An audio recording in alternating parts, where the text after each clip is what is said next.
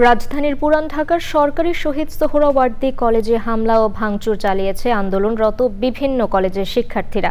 গাড়ি, ক্লাসরুম ও অফিসে হামলা হয়েছে। রোববার দিনভর চলে উত্তেজনা। যাযাবর মিন্টুর রিপোর্ট।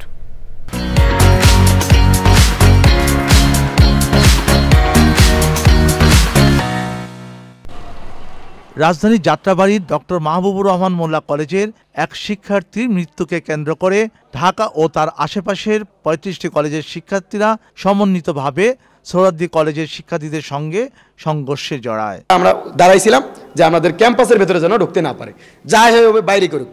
ক্যাম্পাসের ভেতরে অনেক মূল্যবান সম্পদ থাকে, এখানে বলে শেষ করা যাবে না, এত মূল্যবান একটা ক্যাম্পাসে থাকে।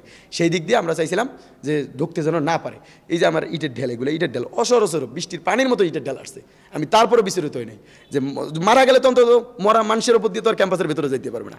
এইটুকু নিয়ত করছিলাম যাতে আমি মারা যাই, আমার মারার লাশের উপর দিয়ে তো যাইতে পারবে না। বিক্ষুব্ধ শিক্ষার্থীরা কলেজে প্রবেশ করে ব্যাপক ভাঙচুর চালায়।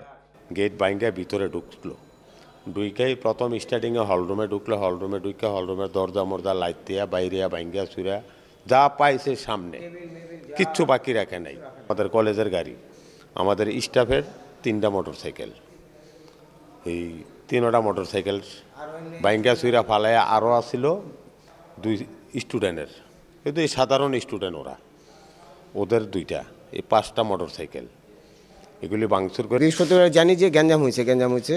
এই গ্যাঞ্জামের পরিপ্রেক্ষিতে আপনার ওনারা ওই দিন আসে নাই। ঠিক আজকে এসে আমাদের কলেজে ক্যাম্পাসে সমস্ত ডিপার্টমেন্ট প্রিন্সিপাল অফিস রুম, 209 নম্বর অফিস রুম, আমাদের স্টুডেন্টের বিভিন্ন ধরনের কাগজপত্রগুলা নিয়ে এসে ঠিক আছে এলোমেলো করে আপনার রাস্তার ভিতরে সব ফালাই দিছে। এ পরিস্থিতিতে কলেজে চলমান অনার্স প্রথম বর্ষের ইয়ার ফাইনাল পরীক্ষা স্থগিত করা হয়েছে।